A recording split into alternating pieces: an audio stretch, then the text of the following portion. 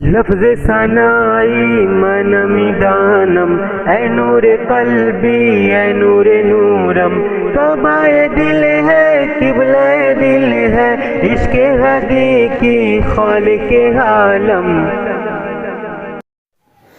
السلام علیکم دوستوں، میں نہال احمد فیضی اور آپ دیکھ رہے ہیں نہال فیضی آفیشیل۔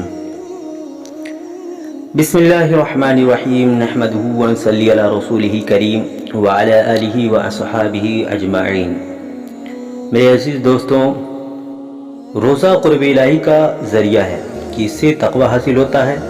یہی وجہ ہے کہ تاریخی انسانیت کے ہر دور میں یہ پایا جاتا ہے، جیسا کہ قرآن کریم میں واضح ہے، ارشاد خداوندی ہے، یا ایھا الذین آمنوا کتب علیکم الصیام کما کتب علی الذین من قبلکم لعلکم تتقون۔ اے ایمان والو، تم پر روزے فرض کیے گئے ہیں جیسے تم سے پہلے لوگوں پر فرض کیے گئے تھے، تاکہ تم پرہیزگار بن جاؤ۔ یہ روزے ہم پر ہی فرض نہیں کیے گئے، گزشتہ امتوں پر بھی فرض ہوئے تھے، صرف روزہ رکھنے کے طریقے اور تعداد میں فرق ضرور ہوتا رہا۔ حضرت آدم علیہ السلام پر ہر مہینے 13، 14 اور 15 تاریخ کے روزے فرض تھے۔ حضرت موسیٰ علیہ السلام کی امت پر محرم کی 10ویں تاریخ عاشورہ کا روزہ فرض تھا۔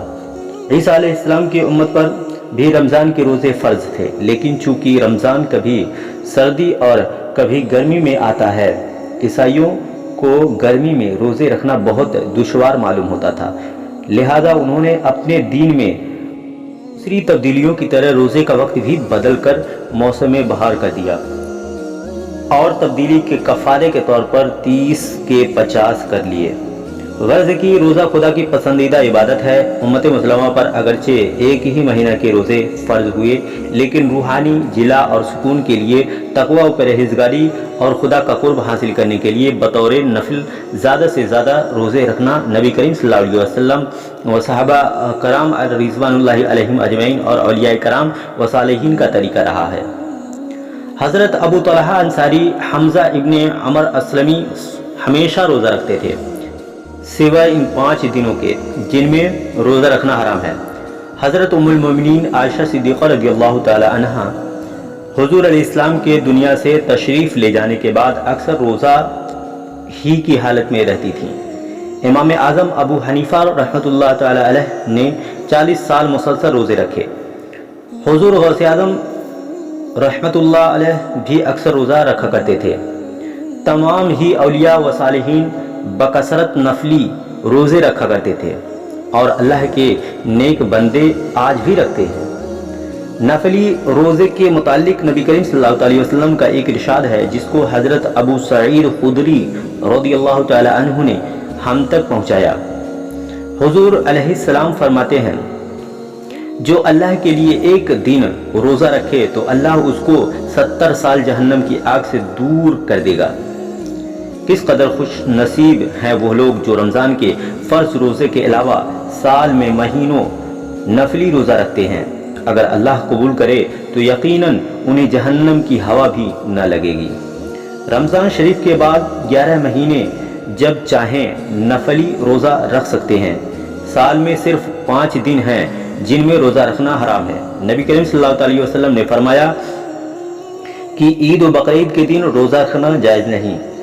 نیز آپ نے فرمایا تشریق کے دن کھانے پینے اور اللہ کا ذکر کرنے کے ہیں، یعنی عید و بقرعید کے 2 دن اور بقرعید کے بعد 3 دن 11، 12، 13 ذی الحجہ، یہ 5 دن اللہ کی طرف سے مسلمانوں کو مسرت و خوشی کے اظہار میں کھانے پینے کے لیے مخصوص کیے گئے ہیں۔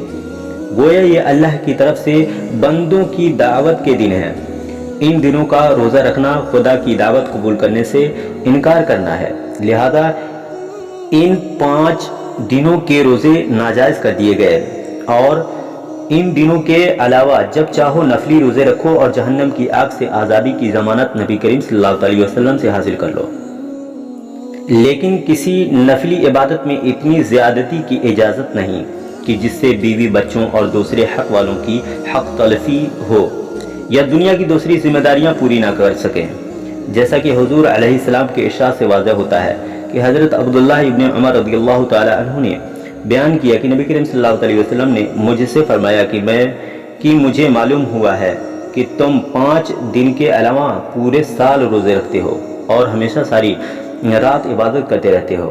میں نے عرض کیا کہ یا رسول اللہ ایسا ہی ہے۔ بس آپ نے فرمایا ایسا مت کرو، روزہ بھی رکھو، افطاری بھی کرو، رات کو عبادت بھی کرو اور سوو بھی، کیونکہ تم پر تمہاری جسم کا بھی حق ہے اور تم پر تمہاری آنکھ کا بھی حق ہے اور تم پر تمہاری بیوی کا بھی حق ہے اور تم پر تمہارے ملاقاتی کا بھی حق ہے۔ جس نے عمر بھر روزے رکھے اس نے روزے رکھے ہی نہیں۔ ہر مہینے 3 روزے رکھو اور ہر مہینہ ایک قرآن ختم کرو۔ میں نے عرض کیا کہ میں اس سے زیادہ کی طاقت رکھتا ہوں۔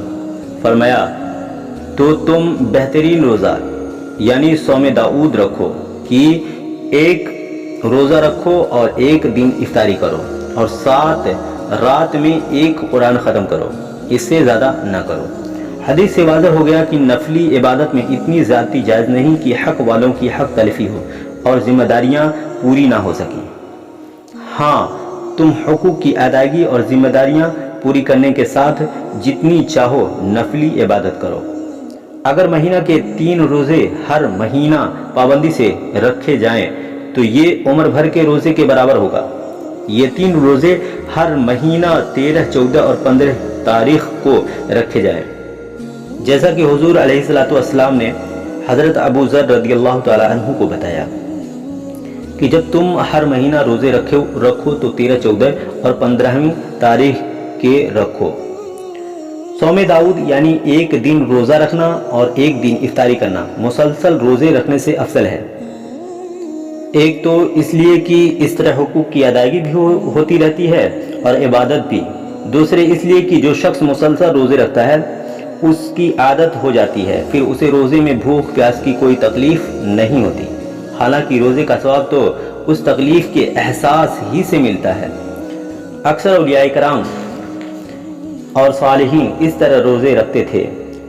حضرت عبداللہ ابن مسعود رضی اللہ تعالی عنہ کی ایک روایت سے ثابت ہے کہ حضور علیہ السلام ہر مہینے پہلے 3 تاریخ میں روزہ رکھتے تھے اور بہت کم جمعہ کے دن افطار کرتے تھے۔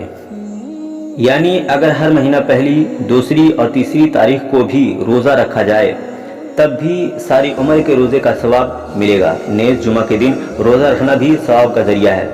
عوام میں یہ غلط مشہور ہے کہ جمعہ کے دن نفلی روزہ رکھنا ممنوع ہے۔ بہرحال نفلی روزہ رکھنا تقوی و پرہیزگاری کا ذریعہ ہے، اس سے خدا کا قرب حاصل ہوتا ہے، روح کو جلا اور سکون نصیب ہوتا ہے، جسم کی صحت کے لیے بے حد مفید ہے۔ اللہ عمل کی توفیق دے اور قبول کرے، آمین۔ وصلی اللہ تعالی علی خیر خلقہ محمد وعلی آلہ وصحبہ اجمعین۔